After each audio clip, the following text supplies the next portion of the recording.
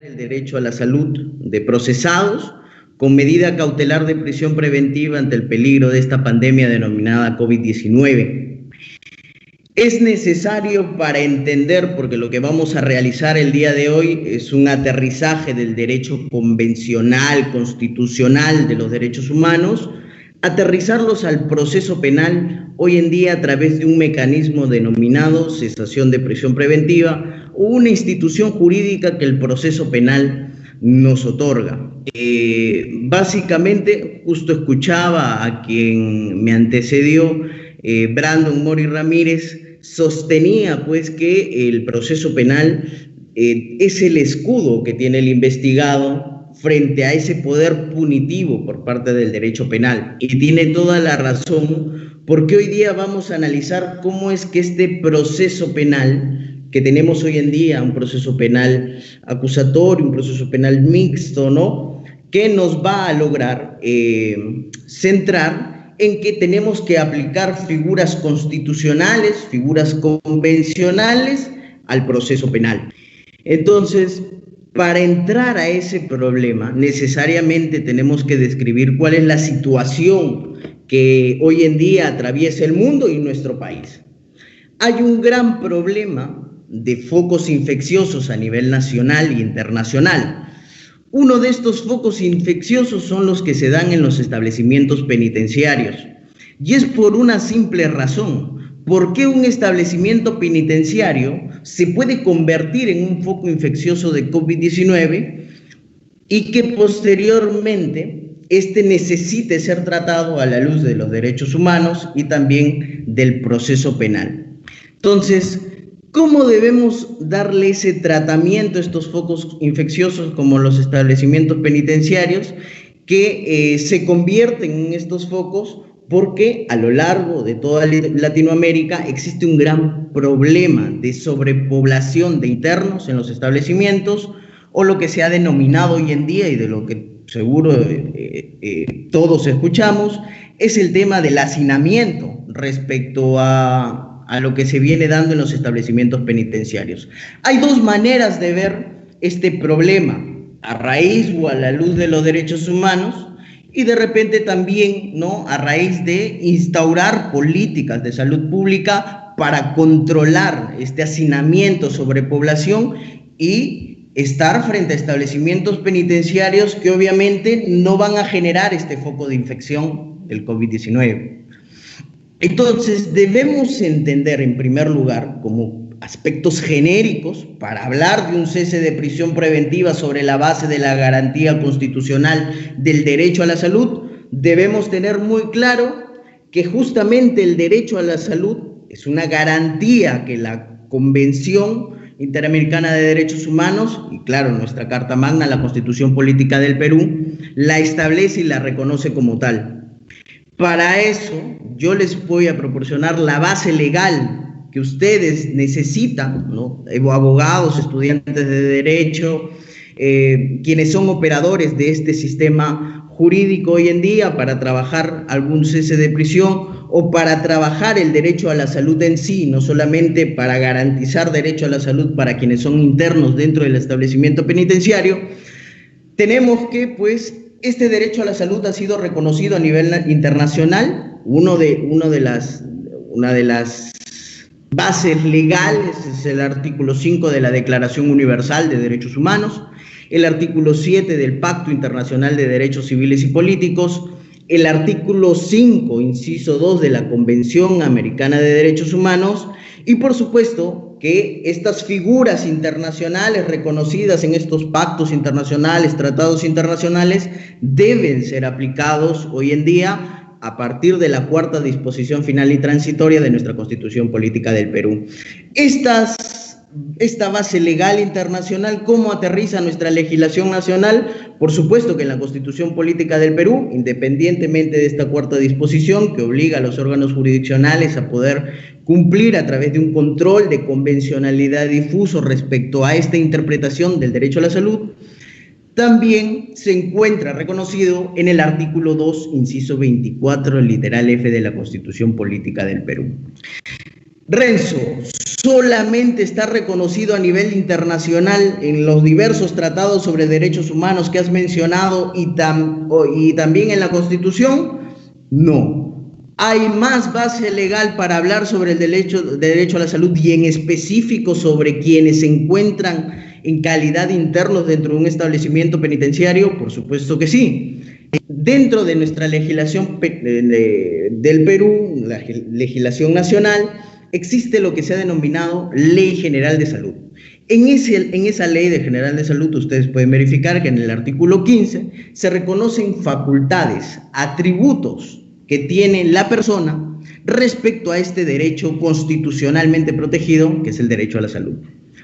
¿Cómo aterrizamos este derecho a la salud, que parece más una clase de constitucional que más una clase de derecho procesal penal? ¿Cómo es que lo llevamos a aplicar? Pues hay otro mecanismo legal, hay otra figura legal que establece el Código de Ejecución Penal y pues reconoce el derecho a la salud de todos los internos, pues exige, hay una obligación por parte del Instituto Nacional Penitenciario, esto es INPE, para que garantice el derecho de alcanzar, mantener o recuperar el bienestar físico y mental. Esto es, básicamente, el Estado peruano necesariamente necesita prevenir, promocionar y recuperar el derecho a la salud. El Estado peruano está obligado, a partir de estas normas convencionales, constitucionales, de rango legal, está obligado ¿a qué? A prevenir infecciones, a promocionar el derecho a la salud y a recuperar el derecho a la salud de quienes lo han perdido. Entonces, esta base legal sirve para entender un poco cómo es que el derecho a la salud no solamente es para nosotros que somos ciudadanos de a pie y que por supuesto el presidente de la República, en aras de garantizar ese derecho, ha decretado un estado de emergencia sobre la base del único método que existe hoy en día para poder combatir la pandemia del COVID-19, que es el aislamiento social obligatorio. ¿Cómo ha sido entendido este derecho a la salud a lo largo de las interpretaciones de estas instituciones como el Tribunal Europeo de Derechos Humanos? Hay una sentencia interesante que recoge la Corte respecto a cómo se debe reconocer este derecho a la salud para quienes forman parte o para quienes sufren la restricción de la libertad a través de una pena privativa de la libertad o a través de una medida cautelar denominada prisión preventiva, detención preventiva en otros países, ¿no? Que nos ayuda a entender un poco más cómo es que debe ser entendido este derecho a la salud. El caso Kudla, K-U-D-L-A, versus Polonia, en el párrafo 94, establece que el derecho constitucional a la salud alcanza al interno para que él pueda elegir su médico, pueda conservarse su derecho a la salud, acceder al derecho a la salud, conservar el derecho a la salud y, como bien decíamos, recuperar el derecho a la salud. De la misma manera, en el caso Tibi versus Ecuador, del 7 de septiembre del 2004, ya la Corte Interamericana de Derechos Humanos realza y consagra este entendimiento del derecho a la salud por parte de los internos de un establecimiento penitenciario, sobre que no debe existir una deficiencia de atención médica porque esto resulta lesiva a su derecho a la salud. Es el interno quien tiene la posibilidad incluso, ¿no? Incluso tiene la posibilidad de poder contratar a un médico personal, elegir un médico personal, pero que en situaciones reales muchas veces no se puede aterrizar. De la Cruz Flores versus Perú es otra de las grandes sentencias que trabaja la Corte Interamericana de Derechos Humanos, dada el 18 de noviembre del 2004, pues básicamente corrobora esta misma tesis que ya la Corte Interamericana ha definido, ha hecho una construcción sobre esta garantía del derecho a la salud y te dice que hay que utilizar este mecanismo para quienes son internos de un establecimiento penitenciario, de conservar, de preservar y por supuesto recuperar ese derecho tan anhelado, porque si no, lesiona el derecho a la salud y también el derecho a la vida. De la misma manera, el Tribunal Constitucional del Perú, en el caso Juan Islas Trinidad contra el ministro de Justicia y ministro de Interior y jefe del Instituto Nacional del Penitenciario, interpone un habeas corpus y claro, el Tribunal Constitucional el 19 de noviembre del 2002 lo que hace es reconoce el derecho a la salud como un derecho humano que tiene una dimensión estricta y es enfático en el deber de que nadie, esto es, ni el Estado ni el particular, debe afectar la salud del preso. No puede ser afectada la salud del preso ni por parte del Estado ni por parte de un particular. Y vamos a ver cómo es que esto tiene un impacto entre los quienes sufren una prisión preventiva y por supuesto logran activar mecanismos como el cese de prisión preventiva respecto de esta situación que estamos viviendo en el marco de un estado de emergencia. Así hay otra sentencia del Tribunal Constitucional que también la dejo para que la puedan leer, para que la puedan disfrutar. Es en el caso de Luis Antonio Loaiza Morales contra el director del establecimiento penitenciario de Ancón, el 5 de septiembre del 2011. Se da esta sentencia y corrobora lo que ya he estado diciendo. Esto es, básicamente el derecho a la salud se encuentra garantizado no solamente por nuestro Estado, sino también por muchas entidades que garantizan los derechos humanos, ya sea como la Corte Interamericana de Derechos Humanos, el Tribunal Europeo de Derechos Humanos, que lo que hacen es proteger y darle este contenido y este entendimiento para quienes obviamente necesitan más de la garantía de este derecho a la salud en el caso de los internos. ¿Qué tanto tiene que ver esto para analizar un cese de prisión? Es muy importante el día de hoy, porque vamos a ver que esto, sumado al segundo presupuesto que ahorita vamos a ingresar, pues genera que exista unas grandes razones para que se pueda realizar una solicitud o un cese de prisión preventiva. Debemos tener en cuenta que hay un gran problema que les decía al inicio. Hay un problema de sobrepoblación y hacinamiento en los establecimientos penitenciarios.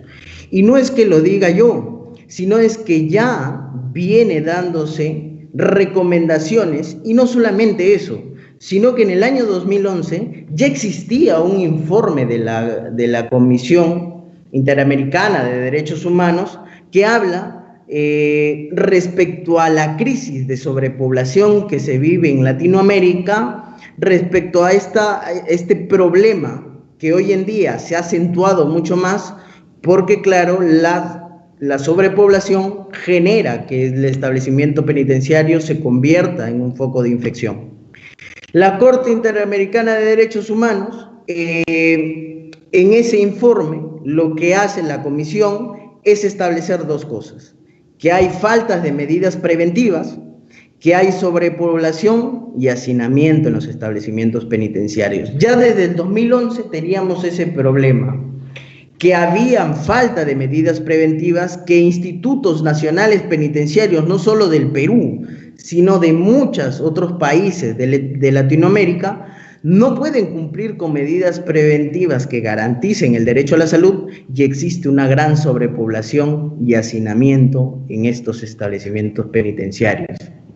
Hoy en día es un hecho notorio, muchos escuchábamos al doctor Gonzalo del Río Labarte, a mi maestro el doctor César Nakazaki, comentar un poco respecto a que el coronavirus o el COVID-19 es un hecho notorio que no necesita prueba, ¿no? Es un tema interesante que por supuesto ha generado controversia respecto a qué es lo que sería un nuevo elemento de convicción que pueda ser ingresado a través de este mecanismo contracautelar denominado cese de prisión preventiva.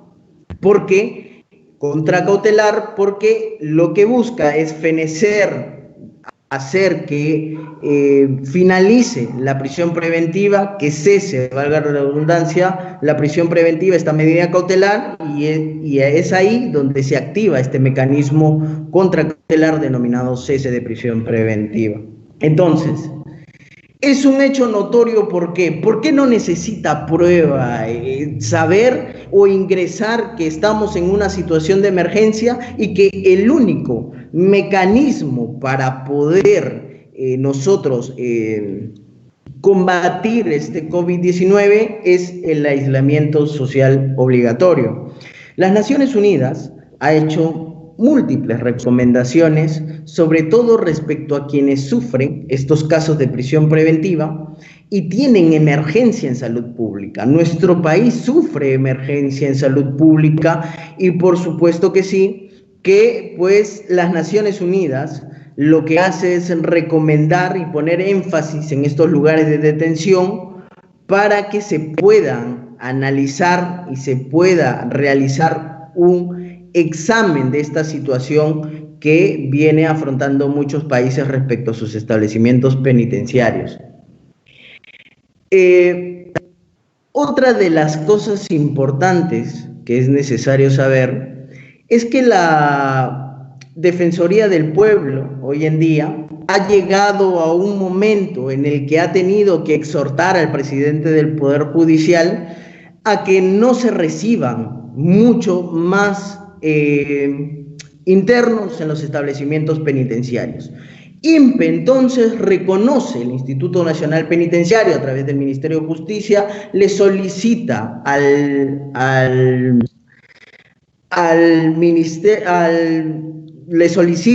Poder Judicial, al presidente del Poder Judicial, que no se pueden recibir ya más internos. Quiere decir que nosotros como Estado estamos obligados a preservar, conservar y recuperar el derecho a la salud de los internos, pero también reconocemos que el Instituto Nacional Penitenciario, a través de comunicados oficiales, no tiene la capacidad para garantizar derecho a la salud. ¿Esto qué tiene que ver con el proceso penal? Porque claro, quienes sufren de prisión preventiva, quienes sufren una medida cautelar de detención, lo que hace es que esta medida cautelar ya no solamente lesione el derecho a la libertad, sino que empiece a lesionar derecho a la salud de estos investigados, que empiece a lesionar derecho a la vida de estos investigados. ¿Cuál es la solución para que prisión preventiva no solo lesione derecho a la libertad? Porque esa es su finalidad. La finalidad es, te lesiono el derecho a la libertad porque del otro lado de la balanza hay un alto peligro de fuga, hay un alto peligro de obstaculización, hay un alto peligro de reiterancia delictiva y por lo tanto necesito sacrificar tu libertad para yo poder tener o alcanzar el fin del proceso penal. Ya estamos aterrizando estos derechos constitucionales, este derecho a la salud y esta obligación por parte del Estado y a la misma vez encontrar una deficiencia estatal, una crisis institucional respecto a lo que sería el Instituto Nacional Penitenciario para garantizar derecho a la salud de quienes se encuentran presos preventivos y no solamente de ellos, sino que de quienes también purgan condenas, de quienes están a un año de salir, de quienes están por pensión de alimentos, de quienes están sin ni siquiera tener anuencia o una reiterancia delictiva. Es un análisis interesante que también se debe hacer para quienes se encuentran en una situación de condenado, pero básicamente el día de hoy lo que vamos a tratar es respecto de estas personas o de esta población que se encuentra en el marco de una prisión preventiva dentro de este estado de emergencia. Entonces, debemos concluir una primera idea. Existe derecho a la salud y obligación del Estado a conservar, preservar y recuperar. Por supuesto que sí. Nos hemos dado cuenta que Corte Interamericana de Derechos Humanos, Tribunal Europeo de Derechos Humanos, con las múltiples sentencias que he citado, que es necesaria la obligación, este deber que tiene el Estado para garantizar el derecho a salud, por supuesto que sí. Segunda idea, hemos dejado claro que Instituto Nacional Penitenciario ha rebasado su capacidad, tanto es así que al día de hoy hay muchas personas infectadas, hay población, internos infectados por COVID-19, por supuesto que sí, es hecho notorio. También hoy en día amanecimos con una noticia, pues hubo hoy día un motín en el penal de Castro Castro, donde los internos exigían, ¿no?, material médico y personal médico para que puedan ser atendidos. Entonces, ¿hay crisis sanitaria dentro de los establecimientos penitenciarios? Por supuesto que sí. Entonces, medidas cautelares de prisión preventiva no pueden lesionar más de un derecho fundamental. Solo está destinada a sacrificar el derecho a la libertad por obtener este fin procesal. Si estamos en un caso donde esta lesión de la libertad se suma a una lesión de derecho a la salud, obviamente estamos frente a una prisión preventiva que en el transcurso del tiempo, es más claro, en la ejecución de la prisión preventiva, esta muta, cambia su situación y se vuelve inconstitucional. Entonces, medidas cautelares, y esta es la tercera idea a manera de conclusión, medidas cautelares no pueden afectar derecho a la salud. Solo la medida cautelar de prisión preventiva puede afectar la libertad locomotora. Estas finalidades de la prisión preventiva, y a manera de repaso, estoy muy seguro de que ustedes ya dominan este tema, el de la prisión preventiva, sus requisitos, los graves y fundados elementos de convicción, la prognosis de pena, el peligro procesal, la proporcionalidad y duración de la medida, son presupuestos que han sido analizados a lo largo de la jurisprudencia, pero que han sido básicamente compilados en el Acuerdo Plenario 1/2019, y pues si ustedes quieren verificar cuál es la finalidad que tiene la prisión preventiva, les dejo aquí para que puedan revisar el fundamento 41. Si mal no recuerdo, en la página 24 de este acuerdo plenario nos establece cuál es esta finalidad del Acuerdo Plenario 1/2019. Entonces, otras, como les decía, desde la perspectiva de los derechos humanos, por supuesto que sí, hay un deber de garantía. Desde la perspectiva de políticas de salud pública, ¿qué tendría que hacer el Estado hoy en día para que no proceda ningún cese de prisión preventiva? Para que hoy en día digan: Instituto Nacional Penitenciario está en toda la capacidad de garantizar derecho a la salud. Tendrían pues que garantizar una limpieza exhaustiva diaria de los establecimientos penitenciarios. Y hay que ser bien realistas. Quienes han ido a un penal, quienes conocen a un penal, sabemos que eso no es así. Sabemos que ningún penal tiene una limpieza cotidiana, todos los días, exhaustiva, de las barandas, de las paredes, de los pisos. No hay una política de higiene y limpieza dentro de los penales, esto es, dentro de todos los establecimientos penitenciarios a lo largo del país. ¿Debe existir una capacidad para cumplir medida de aislamiento social dentro de un establecimiento penitenciario? Por supuesto, tendría que ser una política pública que debería ser instaurada. ¿Podríamos aislar socialmente? Vemos en las noticias a diario que el jefe del Instituto Nacional Penitenciario dice: sí, se los está separando, por supuesto. El gran problema es que pese a que los separes, la población rebasa esa capacidad que tiene el establecimiento penitenciario. Vemos establecimientos penitenciarios como el de Sarita Colonia, que tiene una capacidad para 500 internos, y hoy en día hay más de 2.000 internos dentro de ese establecimiento penitenciario. La pregunta es: ¿dónde aíslas a esa gente infectada? Si estás copado de espacios, si estás lleno de espacios, lo estamos aislando en el auditorio. Auditorio garantiza derecho a la salud, garantiza un tratamiento adecuado y que pueda conservar y preservar ese derecho a la salud que hablábamos respecto a lo que la Corte Interamericana de Derechos Humanos ha establecido? Por supuesto que no. Entonces, el Estado necesita crear políticas públicas si es que desea mantener a todos los internos dentro de sus establecimientos penitenciarios.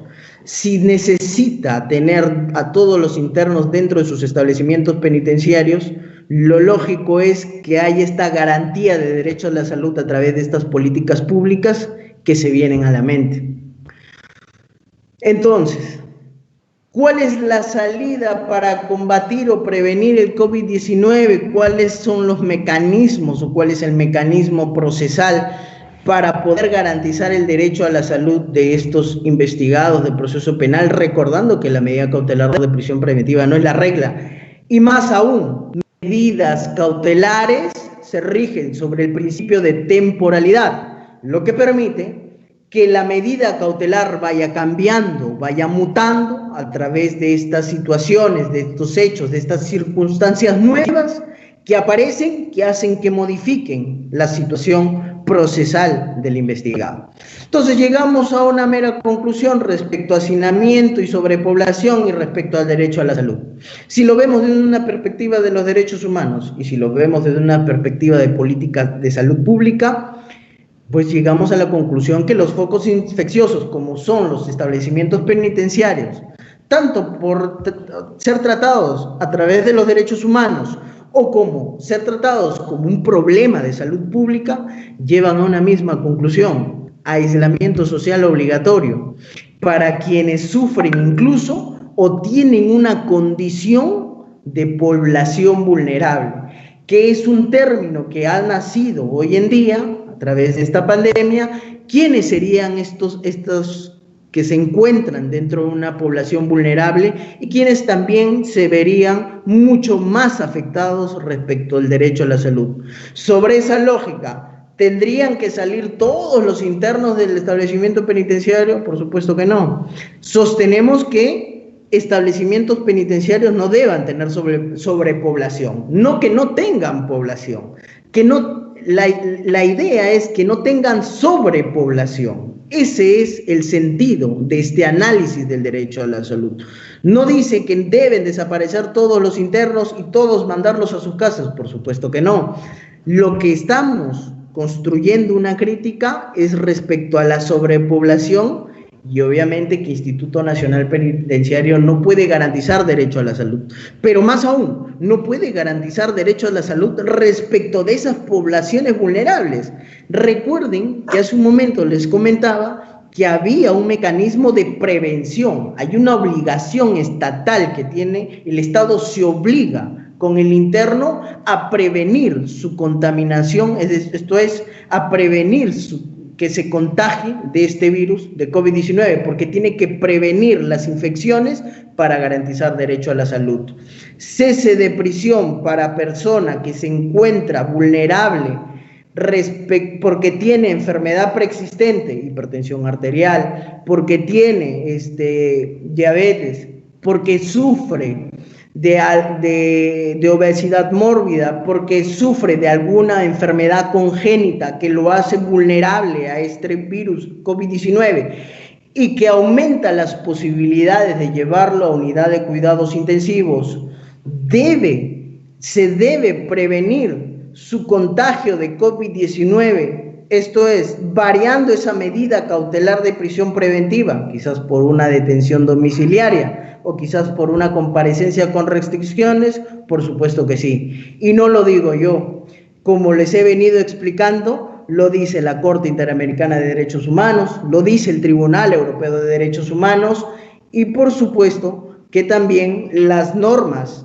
constitucionales y las normas legales dentro de nuestro país. Entonces, para seguir avanzando, ¿cuál es el otro aspecto que ha generado este cambio en nuestra situación diaria o este cambio, esta mutación? Yo les decía que las medidas cautelares de prisión preventiva suelen se rigen bajo el principio de temporalidad. ¿Por qué? Porque mutan, porque evolucionan en el tiempo. Por eso existen mecanismos como la variación de las medidas cautelares o lo que se ha denominado cese de prisión preventiva, que es lo que vamos a analizar en unos minutos, de manera rápida y genérica. Pues, ¿hay una ausencia de peligro procesal? Por supuesto que sí. Hoy día escuchaba en la mañana atentamente al doctor Raúl Pariona defendiendo a la ex alcalde Susana Villarán en la apelación del cese de prisión. La señora Villarán, ella sufre lupus e hipertensión arterial y pues la coloca en esta situación de vulnerabilidad. Y pues analizaba también no solamente esta situación de vulnerabilidad, sino que también alegaba un problema respecto al peligro procesal. Señores, el Decreto Supremo 044-2020, todos recordamos ese domingo a las 8 de la noche, el señor presidente de la República, Martín Vizcarra, emite y comunica este decreto supremo que instaura un cierre de fronteras, un estado de emergencia nacional, una inmovilización social obligatoria, que al día de hoy alcanza incluso hasta los domingos, nadie puede moverse de sus casas. Entonces hay una imposibilidad de tránsito. Esto es, no hay derecho a la libertad en todo su esplendor, esto es, libertad locomotora, no existe al día de hoy. En un estado de emergencia se ha suspendido la libertad locomotora de manera parcial porque solamente podemos salir para ciertas ocasiones, porque solamente podemos salir hasta cierta hora, porque solamente podemos salir 6 días de la semana. Esto es, no hay peligro procesal porque no hay manera, no hay forma probable de acreditar que existe elementos objetivos de que una persona se vaya a fugar. Porque así como cuando se analiza en la prisión preventiva el peligro procesal de fuga tiene que ser objetivo, si tú estás en una audiencia de prisión preventiva y eres fiscal, por supuesto que necesitas acreditar que peligro procesal de fuga se mantiene a la actualidad. No es simplemente decir o remitirse a lo que ya se ha dado en una resolución de prisión preventiva. Lo que se debate es que en el transcurso del tiempo esta persiste, ya sea analizando el peligro procesal de fuga o analizando el peligro procesal de obstaculización, que es un debate también muy interesante, porque muchos sostienen y dicen, por supuesto que puede llegar a testigos, por supuesto que de repente podría maniobrar algunos documentos, pero la gran pregunta es, hoy en día, ¿tú cómo determinas qué medio de prueba, elemento de convicción, como quieras denominarlo, cómo determinas tú, investigado, que esa persona va a ser medio de prueba o elemento de convicción a través de lo que está dentro del proceso penal? Hoy en día no se está generando ningún acto de investigación. ¿Qué acto de investigación podrías perturbar en un estado de emergencia? ¿Qué acto de investigación podrías frustrar si estás en un estado de emergencia? ¿Qué acto de investigación, medio de prueba podrías ocultar si no puedes movilizarte? Peligro de fuga y peligro de obstaculización, en genérico peligro procesal, están suspendidos el día de hoy y no existe peligro procesal alguno. Entonces, para ya finalizar el tema de del cese de prisión preventiva o cesación de prisión preventiva como un mecanismo contracautelar para garantizar el derecho a la salud, pues tiene su base en el artículo 283 del Código Procesal Penal. Es importante porque he visto que uno de mis colegas, Jason Carguapoma, de la Universidad San Martín de Porres, excelente estudiante de Derecho, es un excelente expositor también, va a tocar a profundidad, yo los invito a que vean su ponencia, él va a tocar a profundidad respecto a lo que serían estos nuevos elementos de convicción, ¿no? cómo es que tienen que ser entendidos estos nuevos elementos de convicción. Pero yo les dejo unas ideas para que puedan ir trabajándolas a lo largo de que llegue la exposición de quién sería Jason Carhuapoma, quien va a trabajar a profundidad esta institución de los nuevos elementos de convicción, ¿no? Les dejo para que puedan revisar qué debe ser entendido como nuevo elemento de convicción. El debate siempre se ha centrado básicamente en que el nuevo elemento de convicción solo y exclusivamente debe estar referido a los graves y fundados elementos de convicción. Ese es uno, eso es una postura.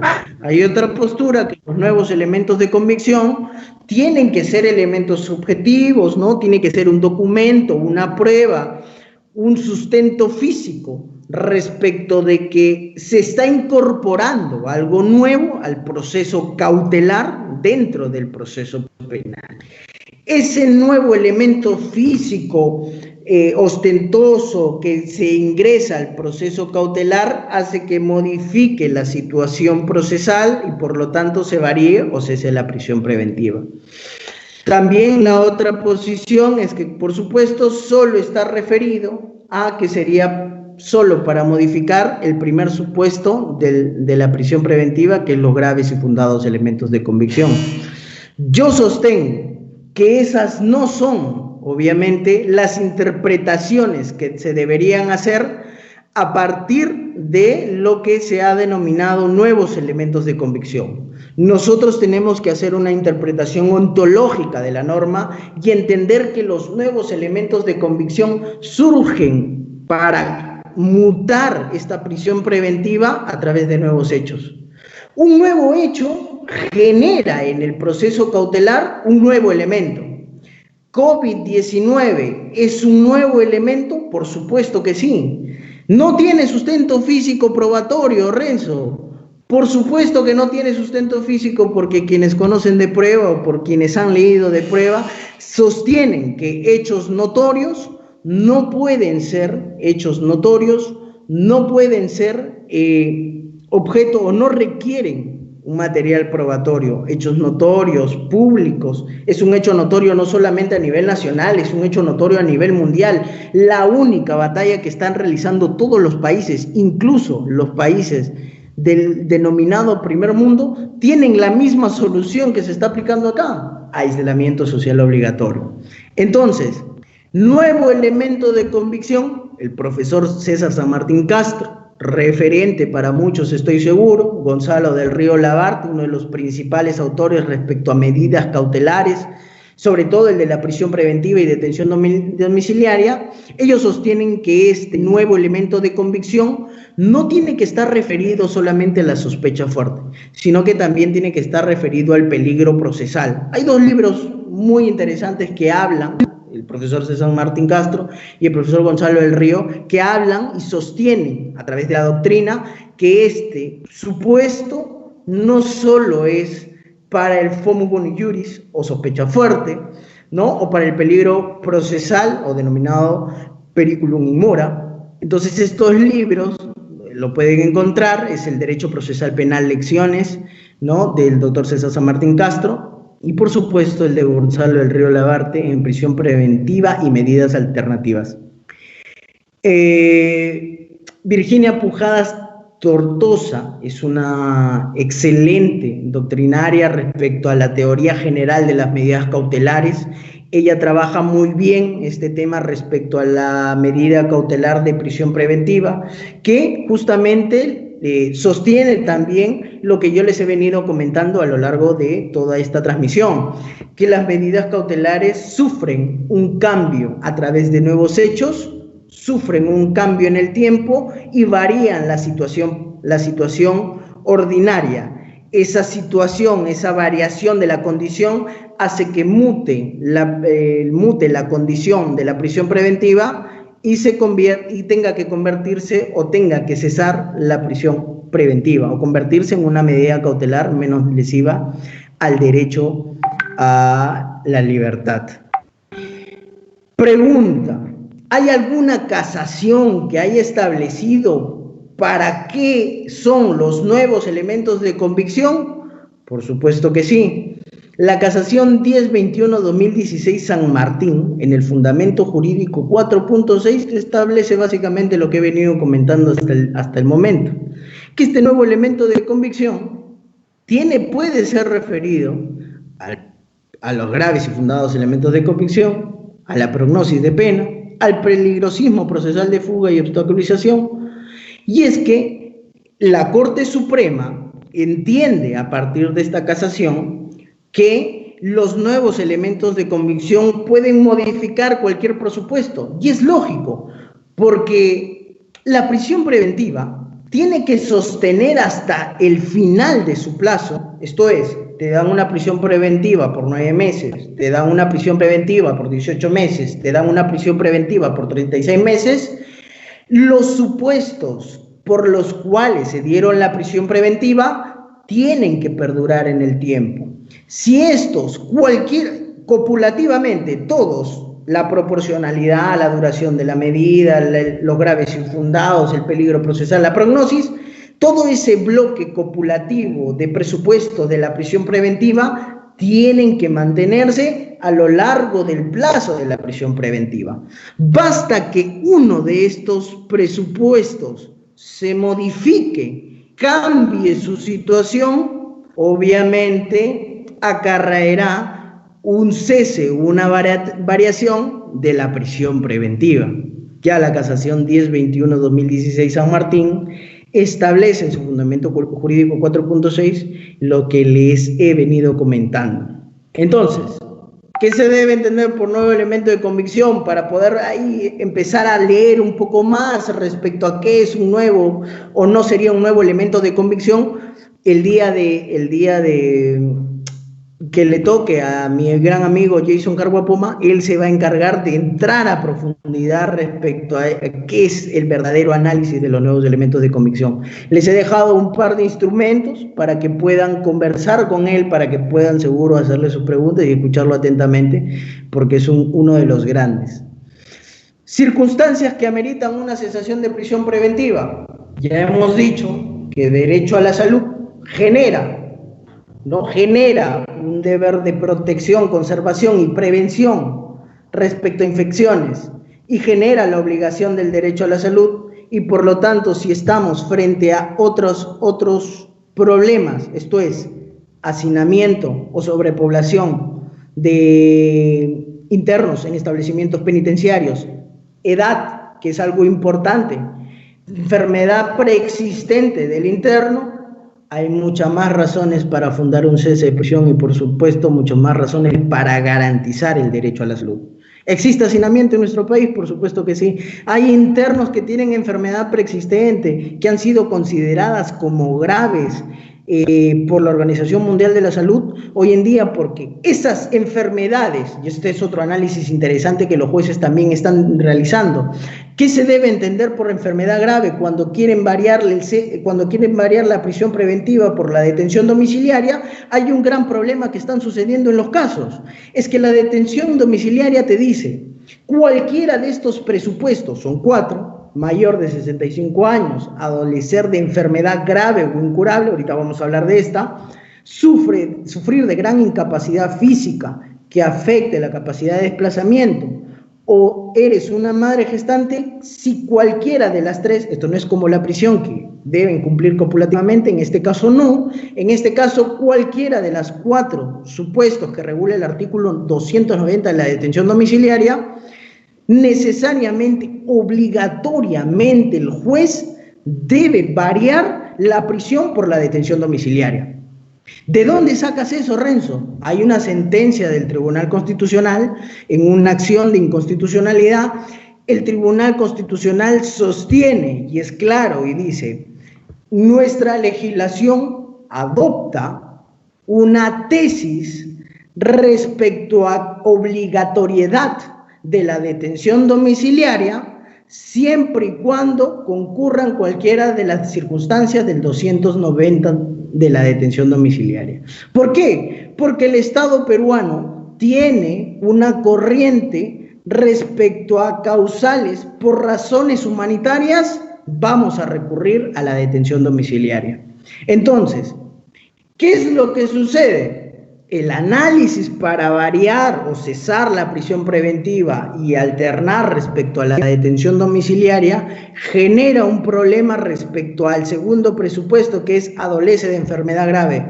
Doctor Renzo, hay un gran problema. Mi cliente tiene hipertensión arterial. ¿Es enfermedad grave o incurable? No, obviamente es incurable, pero muchos jueces hoy en día están entendiendo que no es una enfermedad grave porque puedes recibir un tratamiento sin ningún problema. No te genera el hecho de tener hipertensión arterial, no te genera consecuencia muerte de inmediato y por lo tanto podrías llevar un control respecto de tu hipertensión. Muchas personas viven muchos años con este problema de hipertensión arterial, por lo tanto no sería una enfermedad grave. Por supuesto que el análisis ahí es un poco cuestionado, porque situación de COVID-19, hecho nuevo de COVID-19, genera un cambio en la patología de la hipertensión arterial. ¿Te hace más vulnerable? ¿Te hace inmunológicamente más débil? Por supuesto que sí.